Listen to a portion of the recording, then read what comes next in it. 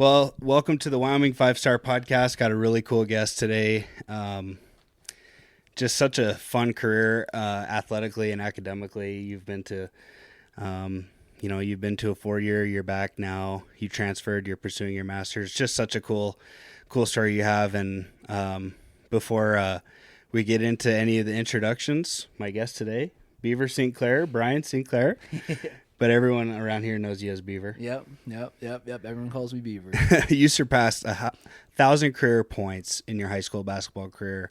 You're a 2-time All-State selection in basketball. You're 3A Player of the Year in 2021. And you're a Wyoming basketball champion of 3A in 2019. You were on the track team as well in high school. And that kind of transitioned you into college athletics, where you were basketball and track at College of Idaho in Caldwell, right? Yep. You were the 2-time national champion in basketball, which is unreal. I can't even imagine that. You were also on the track team in the long jump. So, yeah, without further ado, Beaver St. Clair. What's up? You had a wonderful athletic career. I mean, I remember, shout out to Big Brother Darwin. He was one of my close friends, and we would always talk about life and basketball and stuff. And he was like, "Well, you got to be ready for my two younger, who I have both younger brothers here today in the Wyoming 5-Star studio." But you had such a fun career, and I loved watching you play, especially like when I was in college, watching back, Coach Mullen's games and being like, "Gosh, this," and you were growing, year after year, and most of your life has probably been dedicated to sports, and you're kind of in this first transition of your life where, you're just going to school now. Yeah, I know. Yep, for sure. It's a little crazy to think about. I've been thinking about that too, I'm like, oh, well, trying to get into the res tourneys. So got to start practicing for those. How was it when you, not to, I guess just what was that decision like to, decide, hey, I'm going to go back for my master's, and you transferred schools, and, you're pursuing something that is actually really cool, and especially in today's world? Yeah. Well, my parents always just told us, we had to get an education, especially being Native American, you got to pursue that. Not a lot of natives do it. And so, I just don't, I think I have a great opportunity, bachelor's is good, but I think I can go and get more and try to help my people out. So that's awesome, man. Yeah. And what was it like, I guess, transitioning just out of sports? Like, what are you doing all day with your time now? I mean, you're probably still lifting and, shooting around and stuff like that, but there's a pretty big chunk of time that's just gone now. Yeah. No, it for sure. And it's like, it definitely a little weird, cause it's like, I have so much time. Graduate school is a little bit more, you're doing a little more homework. When you're done with it, it's like, well, yeah, I go lift, and then I'm just like, well, there's what else to do? What else is there to do? I got to start finding hobbies, which I'm excited about. I have a lot of hobbies that I want to start doing and picking up. So, I want to start doing that kind of stuff. Cool, man. Well, turning back like a little bit to when you first left Lander, what was that transition like? Is there something that, you wish someone would have told you when you were transitioning, just from high school to college in general, or, leaving town? What was that process like? It was a tough process, I'd say, because, Lander's pretty small community. And then you have, the reservation right there, and the support and the love that you get, it's really nice, and then you transition and you leave, and you're going to a whole different place, whole new people, all new stuff. I went to Idaho, not a lot of natives over there where I was at, and so then I'm not even seeing, people of my kind and on a regular basis, and it was definitely kind of hard for sure, I'd say, for a little bit, but you get used to it, it's life. You got to move on with stuff. That's what my parents always told me, life keeps moving, you keep going, and changes are going to happen. That's going to happen. You grow up. And I'd say for I guess something I wish I kind of would have known is just and I'm sure every kid feels this, the loneliness you kind of feel when you move to a whole new place. I was 8 hours away. I'm not a drive, 2-3 hours. I can't just drive home. Kind of that loneliness you get, when you move so far. That was something I kind of dealt with, but then, I'd pick it up by hanging out with people or calling my parents or, just doing something else, not trying to be too think about it too much, you know. So Yeah. Well, I mean, you have a really strong community that supports you. I mean, and I definitely want to talk about that a little bit. Like, you know, not only growing up on the reservation, but, you know, being Native American. You know, I'm sure there's been along the ways where, you know, especially when you moved to college, like, was this the right decision, you know? And just thinking back to some of your, you know, you have a very rich heritage and culture. So how did that have like an impact on your life growing up, and especially in the basketball circle? oh wow, I mean it's you know one of my main identities I would say is being Native American and the culture that we live in, you know, and what the history with everything. It's something that I pride myself on, something that I love to talk about and show to people when I meet new people. It's something that I let them know I'm Native American, you know, because I kind of don't look like it. So when you got light green, blue eyes and then light skin, you know, they usually think I'm like, I always get Chinese, Japanese, Asian, or like maybe Hispanic, or I'm not Native. I never get Native. So I always let people know too, you know, but it's something that's very important to me. And, you know, like you said, it's a big support system. I mean, you know, I'm not just my parents, but I'm having aunties, uncles, and cousins, and my siblings. I'm having all these people, kids in the community, you know, reaching out, liking stuff on my story, or, you know, talking to me when I come back home, asking me and talking to me, you know, supporting me, coming to games, you know, aunties, uncles I hadn't seen in years, but they're coming in, they're supporting because I'm there, you know, and that's something that's really cool. I'd say, you know, being Native American is even if you're not, you know, related, you'll still have Native Americans come and show. Like when we played LCSC,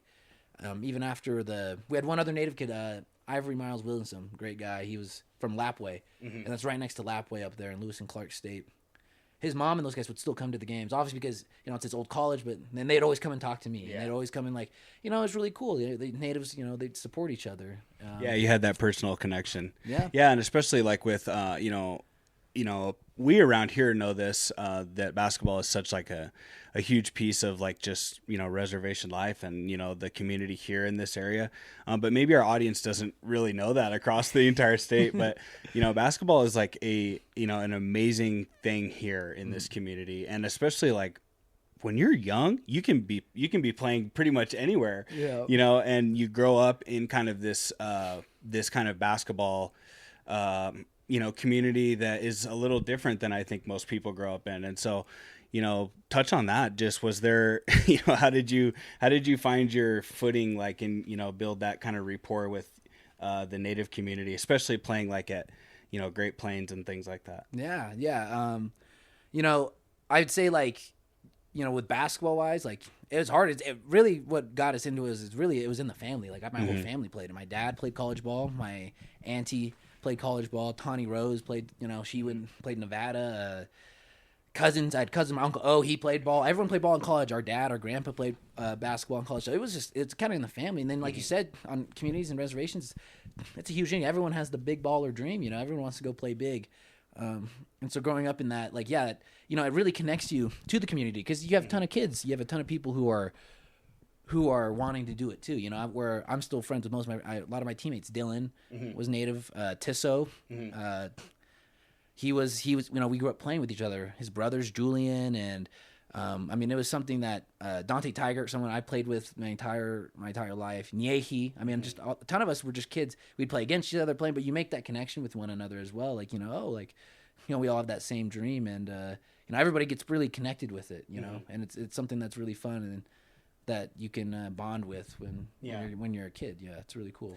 Yeah, if you would feel comfortable, like maybe touching on, you know, maybe some of the downsides of like the reservation and how that basketball can be a lifeline for, you know, players who maybe aren't as fortunate, and, you know, especially like with your degree that you're pursuing, like in counseling, I saw on your Facebook post that you want to bring not only basketball back, but you also want to bring your education back to the community too. Like, how do you see that going down in the future? Yeah, you know, I would say, like you said, you know, I think a lot of people get a misconception of the reservation about how bad it is, you know, but at the same time, yeah, there's a couple of things, you know, we deal with a lot of alcohol, you know, drug and alcohol abuse. We deal with a lot of just Kids maybe not growing up with parents or something because they lose them at a young age, or maybe the auntie or the grandpa's having to raise them then, and they're a little old. I mean, there's a lot of stuff that kids on the reservation are dealing with. They don't have, maybe their parents broke up and they're split, so they only have one parent raising them, and they're it's really hard. And I to be honest, I have to say I'm pretty privileged and very lucky. I have both my parents, and they have always pushed me at such a young age, to get out, kind of. And I will say on that experience, I'm very fortunate, very lucky of that. But, I have a lot of friends and cousins who grew up on the reservation who weren't as lucky. And and you're excited to bring some of that stuff that you've learned back as well. Exactly, and that's where that's my job, and it's what my dad has always told me. His elders told him, you're supposed to learn your culture, learn everything you're supposed to need. Leave the reservation, you go explore the world, learn as much as you can, and then you're supposed to come back and teach our people. So we continually get smarter, and we start to learn that experience, and that's what I'm trying to do with counseling. That's amazing. I think you're going to be a great role model. I mean, you've had, not only did you have kind of a historic, run at Lander Valley, but you also had a really neat opportunity to play for some really structured coaches in college, and Coach Blaine being one of them. But you've learned so much, and I think that it's going to be exciting to see your impact on this community, over the next few years. But I want to go back a little bit now towards Lander Valley. Mm-hmm. Tell me about the championship when you were in 2019, and it probably feels like so far away now. I mean, I was the champion not long, or kind of in that same era, and it feels like forever ago to me. So what do you remember about those days, those high school days, and playing for Coach Mullins and being a Tiger? I remember, I miss it, honestly. High school, college basketball and stuff, but high school basketball, especially in a community like this where it's really small and it's big, the gyms would get packed, it's really awesome. But I remember a lot of that year, and it was really cool because shout out to Conrad Swenson and Max Masry. Those guys were good leaders, good seniors. They really led the team really well, and obviously we had Niehi, who was a stud, man. Yeah. So it was just that team was really built well together. We had some skill, and we had guys who were leading us, and it was just when we just ran. But it was funny because we weren't even supposed to win that year. I remember the polls came out, and we were one of the last. People voted on who would win state. I remember Buffalo was number 1, and we were down at 7 or something, with 1.3% of people thought we were going to win. Wow. and then we made a run, and it was crazy to see Powell, beat. I remember Powell beat Buffalo in the semis, and then that's who we were playing in the championship, and then we blew out Powell. I knew by the third quarter in the state championship game, I looked up, I said, "Oh my God, I'm going to be a state champion." I was like, "We're going to win the game," Did you guys get rings? Yeah, I got a ring for that. I have it was funny. I have a state ring, and I have my 2 national championships ring. And that's awesome. It's really cool. They all don't fit on my fingers, so I got to put one on the other one. Yeah, you're only a few away from Bill Belichick having 7 rings on his finger.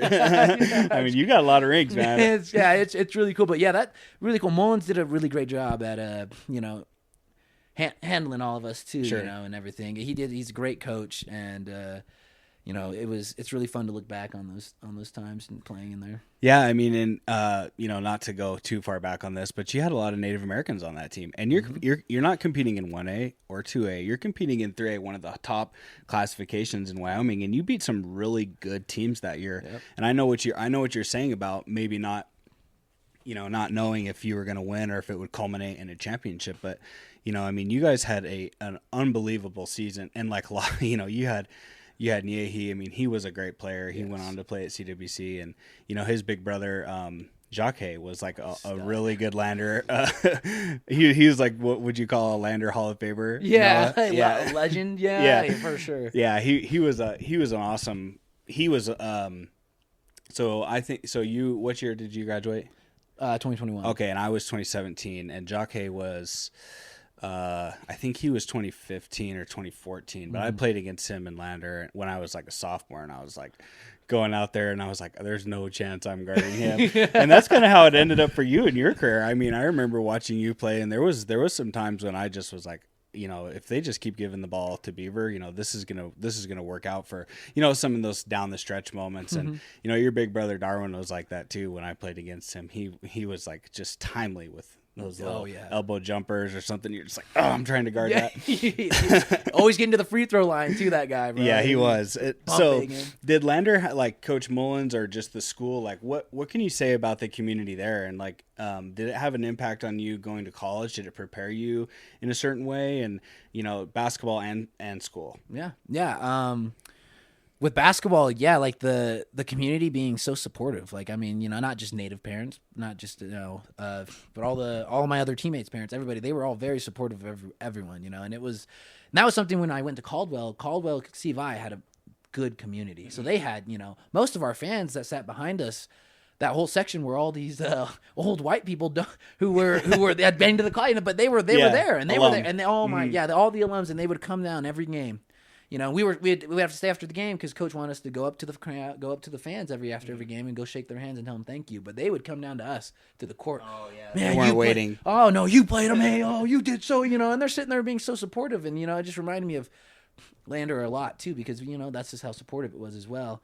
And then with school, you know, college is definitely a next thing. But I thought, you know, I did pretty well. You show up to classes, you put the work in, you know, and the teachers, well, you know, they're going to help you. I went to a small college, so it was kind of like Lander, you know? Right. So it was like I was able to ask the teachers, go to them and stuff like that compared to probably a bigger school. But yeah, and what a blessing that is, you know, really, like I you know, I was never as far as you in college. But, you know, that's one thing that I really appreciated about CWC was, you know, the size of class was really unique. And I think sometimes that, you know, as a kid, you look towards other things about college that maybe sway where you're going to go. Yeah. But actually sometimes the smaller schools can have like this really profound impact. And, you know, I think that C of I probably had that on you. Oh yeah. Those professors were amazing, man. I'd go and visit a couple times, like for my freshman year, I'd go visit, professors that I'd had because they were really awesome. You could email them and they'd email you right back. Like, yeah. Oh yeah. You know, come to my hours, or oh yeah, I can help you out with that, and they'd email you right there on the email. You know, they were, and it's really nice like that because at Lander Valley, you know, I connected a lot with the teachers as well, and they were like that. They would sit there and they would help you, and they just found right away. You know, we didn't have 60 people in a class, 50 people. It was pretty, you know, really small, just like my college. Mm-hmm. So it was. No, it was really nice. It was actually a really good transition. I actually was very thankful for that. It really helped me through college because I'm not the brightest. So I was, you know, I was going to the professors. I was talking to them quite a bit. If you could give advice to a young person who wants to thrive as a student athlete, what would it be? I would say it's, you know, in both aspects, it's the work you put in. You know, it's the hard work. And I actually look back in my basketball career specifically that.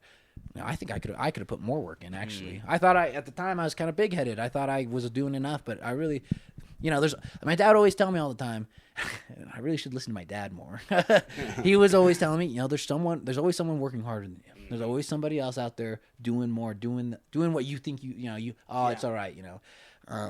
And that goes with both academics and sports. You know, if you're gonna want to be good at something, you're gonna have to put work into it. It's doing your homework, turning that in, showing up to class.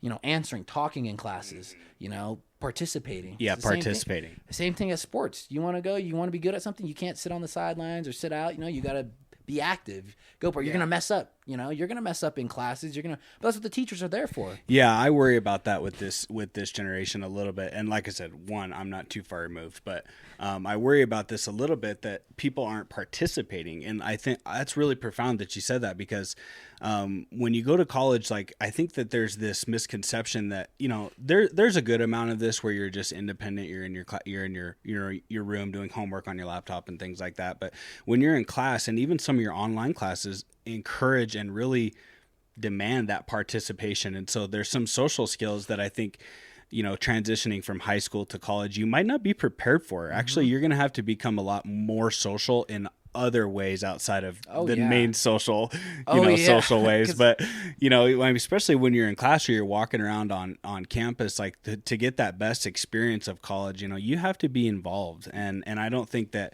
maybe everyone was prepared for that. Knowing you, I'm sure you were prepared for that, which is really cool. You know, I mean, is there anything that college just right away taught, you know, like you see on the NBA, like welcome to the league moments or something like that. Did you have anything like welcome to college moments that you weren't expecting? Yeah, man, I would just like I'd say the workload, the classes, and like at my college, you took some of the hardest classes your first year. They made sure right. you took. I think there's like 2 classes. There's one class, Western Civ. They made you take because it was going to be hard. It was going to be really hard, and they're going to kind of maybe weeding people out. Set the standard. No, yeah, setting the standard. Like, this is how much work you're going to be getting from our class, and not just this. You're going to be getting this from most classes, And yeah, West Civ was like, that was like a big I sat there freaking 4 or 5 nights in a row.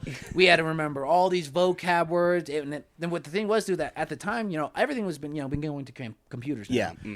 That class, we had to. It was a paper test, and you had to sit there, circle the answers, and then you had a big essay at the back. You had to write a whole 2-page essay on what we were learning. Yeah, and sometimes you'll get in the mindset where like I'm gonna put my hoodie on or my earbuds and sit at the back. But usually the people who do best in those types of classes and just college in general are actually like the ones that sit in the middle, sit in the front. They're listening, talking, and I don't know like if I was prepared for that, but that's cool.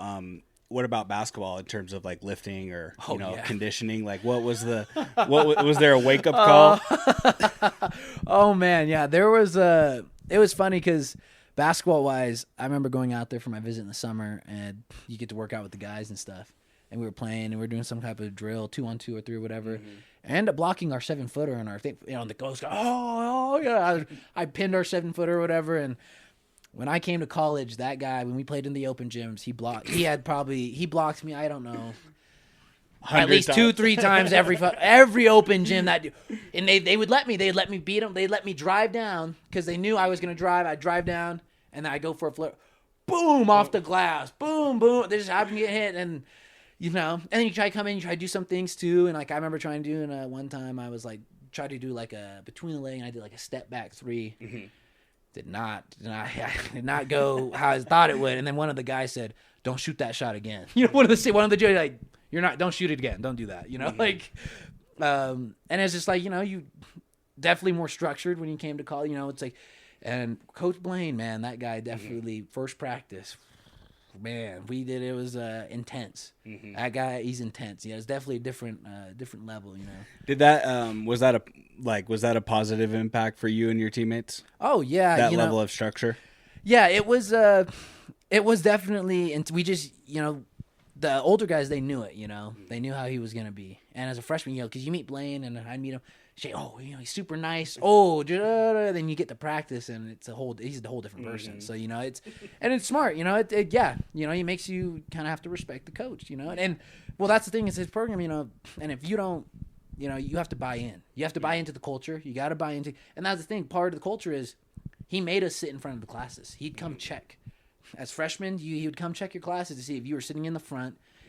He told you need to go to your class first day. You need to shake the professor's hand, introduce yourself, and then you sit. He's teaching you respect too. Yes, yeah. And so that's what we did. And I did it every single. You guys have a senior when I probably didn't. He wasn't checking classes no more.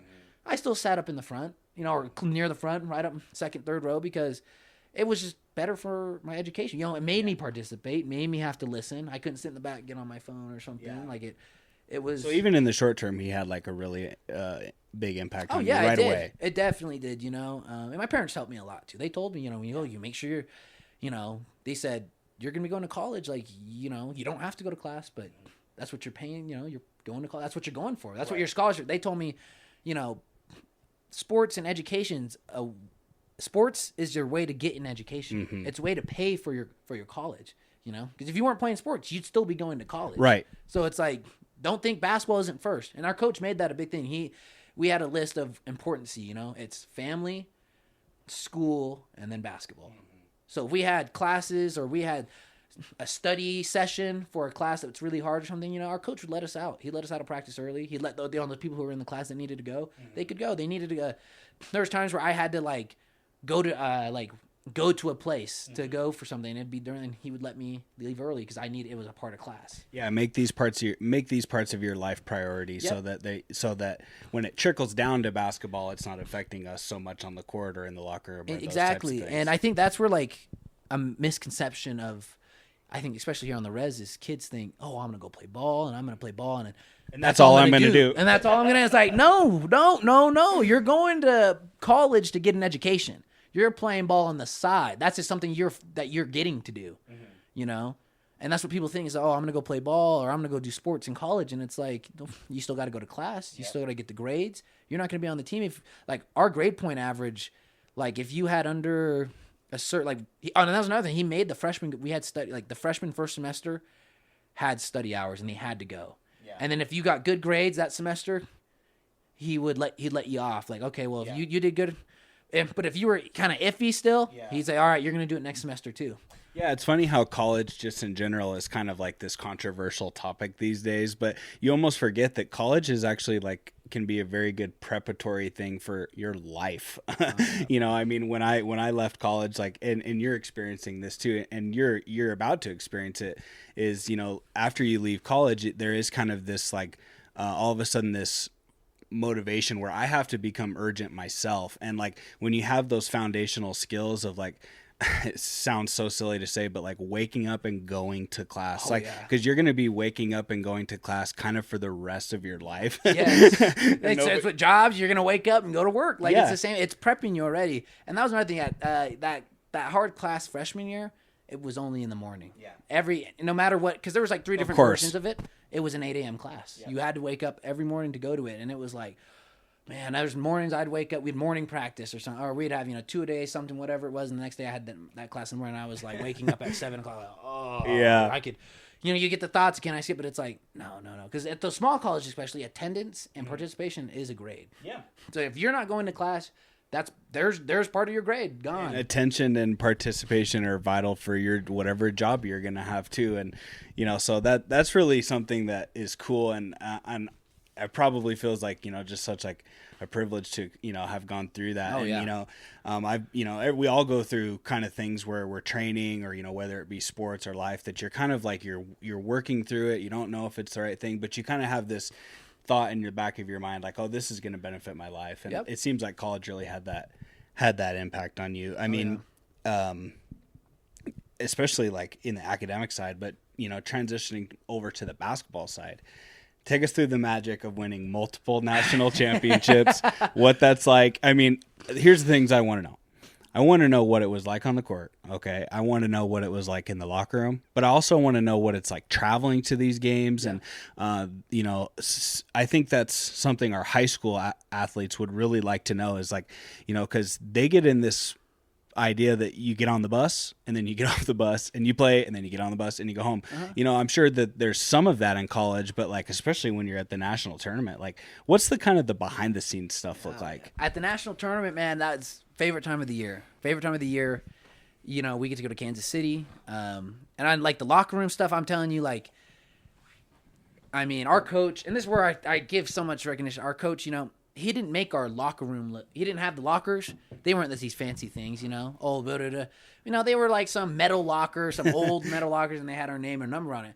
But he had pictures of our team. He had pictures, when together. He had all these, what's the word? But he had all these like kind of like quotes and these, good things talking about, the team, and it has all the pictures of everyone together, the whole team. It's not just a couple; it's everybody, and that's what he spent his money on in the locker room. That's what he spent the money on to show this is what we want as a team. This is us. It's us. It's a family. And that's something we completely worked on all the time. We did. There's a lot of. He made us open up. We talked about very serious stuff, but it was in as a team, and it's because the more you open up with people, the more you're gonna trust them, and the more that things are gonna kind of go through, and you guys are gonna write, oh, like, hey, this person's been through this too. I didn't know that. You find out stuff. So he built a really good community. So throughout the whole year, it was good. So, but when we get to Kansas City, it's like the funnest part of the time. We travel there. We get to fly in a plane. We get to go land, and we're staying in this big hotel where all the other guys are staying, right next to the arena. And we eat together. That was a big thing too. Was we always ate together. That was the hugest thing. He'd recommend that even on campus when we were like after practice, you guys go eat at the caf together. Everyone go eat together, because when you eat together, that's when you're really sharing experience. That's when you're really enjoying it. That's comfortability. Yeah, to sit down and eat with somebody. Yeah, it's like family. It's like you're a family. It's family, exactly, and that's what you're doing. So that was my favorite things. I loved, and he made sure, and that's where we spent a lot of our money too. Was a lot of it went to making sure we're eating good. Yeah. And so he would make sure that we would eat good. We were going to good places to get good food, and that was like my favorite part. You know, Yeah, that's different from being in high school. Oh yeah, when we're getting McDonald's Papa or John's. something. Like no, for sure. And that it was cool, man. Like on our road trips on the way, we would eat Applebee's and we'd eat at like a BJ's, or we'd go to some really some pretty good restaurants actually for 20 dudes and 24 people to go to. Like it was some really awesome stuff, Yeah. And do you remember that quote from you might know it too, Noah, that kid from Boston College, that poor kid. He was like, they're like, what's your favorite memory? And they lost all those games in a row, and he was like, probably going out to eat. It's like you don't really anticipate that as no, you a don't, high school kid going into college. Like there's kind of a level of professionalism that kind of comes along with it, and and then gosh, like the magic of winning those games, like you're traveling to these better places and these bigger places, and how do you keep composed? Like, I mean, is all that traveling, is there any psychological effect to it? I mean, that's different than the high school aspect. Honestly, I wouldn't. Like, do you prepare a different way, or do you have to? You definitely have to get used to the routine, because and when we're there, like when we go on our trips, it's we're on a tight schedule. It's you get there, he'd tell us make sure to go to sleep. Waking up, we're waking up early in the morning usually to get up. He'd want us to eat breakfast, film, practice, come back, relax for an hour or two, lunch, maybe relax a little more. Then we're going to the game to watch the girls. And so it was a pretty tight schedule, but it was really cool. He would always communicate with our our leaders or captains or, the seniors or whatever to talk to, especially at the national tournament, because when you're playing games like this, it's just game. You get a day off game. Hey guys, do you think we need to watch film, or should we, do you guys, or how tired are, what do you, and he would talk to us about it. And our guys would get a say, oh, hey, no, we got the scouts already. Everyone's been looking over at him.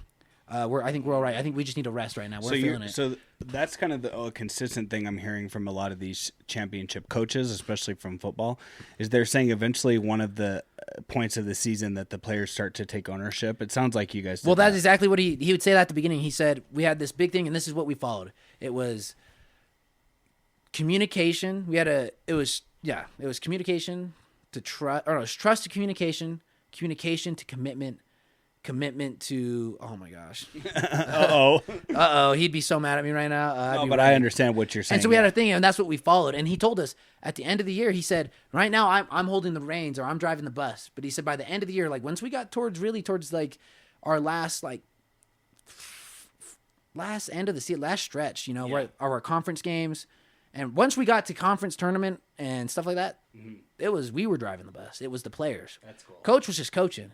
It was us. We were the ones that we were saying our guys were the ones, we were the ones talking what we should do and what's going on, what is this, and we would make those decisions. Yeah. And and he would ask us and talk to us, and that's where that's where championship teams are doing. Yeah. And I mean, you ended like with a championship. I mean, and not only your first one, but your second one in college. Like, that's just such a cool moment. Like, and that was sort of how my career ended too, was just, and not to talk about me, but like the basketball side was, we ended with the championship. And I didn't go on to play sports after that. So similar to you, how you're transitioning away from sports now, like, do you think that those championships, or basketball just in general, has had kind of a impact on your identity that maybe you don't like, or maybe that you love? I mean, how is it really kind of branded, Beaver as a person?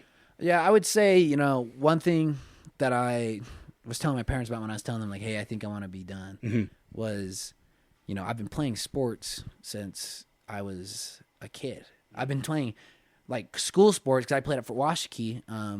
They had structured school sports 5th grade, and I've been doing 3. I've been doing 3 sports since I was in 5th grade. I'm like, I'm getting tired. My body, I was like, I'm getting tired of it a little. I'm like, it's hurting me a bit, because I'm like, this is all I'm doing. I don't have any hobbies. Something I wish I was better at growing up. That's something I'd recommend to kids, is find hobbies outside of sports.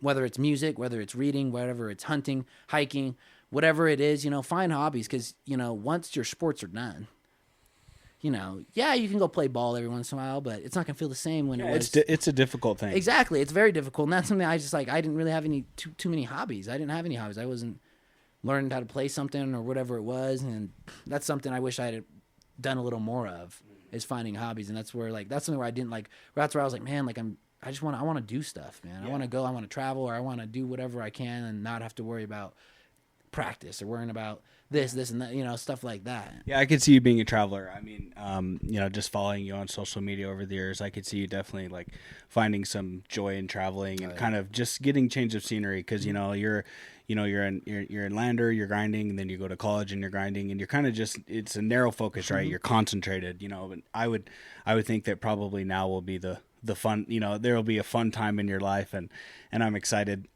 for that for you. And one thing I've learned about the St. Clairs over the years is that you guys stick together. I mean, that's one of the things I wrote on my notes, all the way back from OG, your dad, who was one of my dad's best friends, and so that's how I got to know you guys. And then through your big brother Darwin, we were going to school at Laramie together and became really close friends after playing against each other all these years at Riverton and Lander. And I learned that you guys love basketball, you love sports, but you love your family a lot too. And so how have they walked this path with you? I couldn't do without him. Actually, I was, like I said, a lot of the lonely nights I felt, a lot of the troubles and the things that you deal with. That's what I would say a lot of native athletes deal with is they leave, or why they don't finish out is they leave and then they get really lonely and they don't, and they might go to a native college, but they're missing their family. And if it wasn't for them, I'd call them, I'm, oh man, Mom, Dad, I miss you guys. And they would, oh, we miss you too, but you're doing something better. You're doing something bigger. You need to do this. They would sit there and they would support me. Noah, Sandra, those guys, they would call, they're reposting, posting, or, texting me, letting me know. And, just constant support. Win was always talking to Win a bunch too. And, again, I couldn't have done it without him. Honestly, they were what helped me got through in times where I was doubting myself and whether either I could keep going or not. They were there to pick me up, which was, amazing. And that's why I'm very thankful of my family a lot. They would come up and they would come up at least once a year, every Thanksgiving for Native American Heritage Month, and we would sing prayer songs before the game. I'd share my tradition up there, and my coach was cool in letting us do that. But my family would come and they would come and support. They traveled. We came down. When we went to Arizona and played down there, I had 50 of my Navajo family members there at the game. Kansas City when we flew, I had at least I'm betting people. That you're traveling, your family's there and supporting you as much or more than any of your teammates. I mean, just knowing the St. Clair family. And when I had that second game when we played the national championship, that second game when I hit my three, the first person, that was so sweet. Deep three too. Sorry, Coach. Yeah, deep three. The first thing I do is I do a celebration. I do whatever. But I look straight up to my father, and I look and I point at him because that was they have been there the whole time. My father's the one who taught me the game of basketball. Everything that I know is because of him.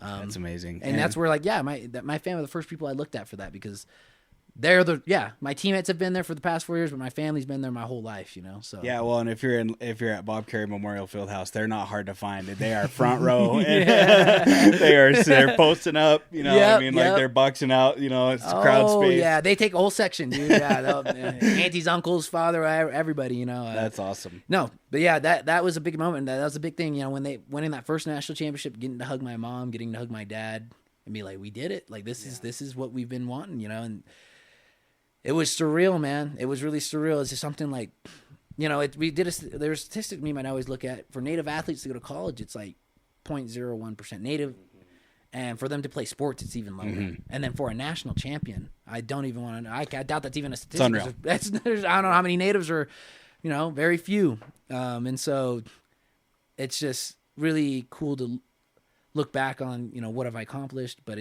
again, not because of me. There was times I didn't want to go to the gym. Sure. But my dad was sitting there. We got to go. Let's go. Come on. He'd get on me, and I don't want to. But he made me go. And, my mom, you better, they were sitting and telling me, you need to go. You need to do. And so they really, they really pushed and helped me. And my siblings were really there, too, a lot when I could, missing them coming back home. Because I'd only come home for Christmas break, and that was it. Right. You're far enough away. You're not seeing your family that much. No, I wouldn't see them at all. And so they'd come, when they came up for Thanksgiving, I'd see them then. And then the only time I'd get was Christmas break. And then after that, it was not until after battle. Well, then I'd go straight in the track. Yeah. And so I wasn't really, maybe if I came back for spring break, but You know? Well, your community, your family, you know, your coaches, and everyone has just really shaped you. It's awesome to see how, you know, where you're at now, dude. I mean, I'm just so grateful for you. The community is going to be, I think, really happy to hear this interview. You know, you have such a cool story, and, you know, not just from a success standpoint. I mean, you just have a really, really neat story. So, I loved hearing about your accolades, and I loved hearing about your time in college, and I'm really grateful and appreciative to have you here, especially have you here in my house, and you're so polite. No, I definitely, and like, that's what I was telling you. I really appreciate you for this. It's something that, you know, I thank you for letting me tell my story and tell me everything, you know, and it's really cool that you're doing this. I think it's really awesome. I have been seeing your stuff on Instagram a lot, and it's really cool what you're doing. It's awesome, man. I think you're going to do great things, and I really appreciate you giving me this opportunity. You know, it's because of people like you that help build me. You know, I've gotten to build the image that I have, or gotten to get where I'm at, because, you know, you guys are sitting there reaching your hand out to help me, and that's really awesome. So I really thank you. it. And you know, on the same vein, you know, athletes like you, stories like yours are the exact reason we created this. So, you know, just really, really glad to have you on, man. That's awesome. Thank you. That's it.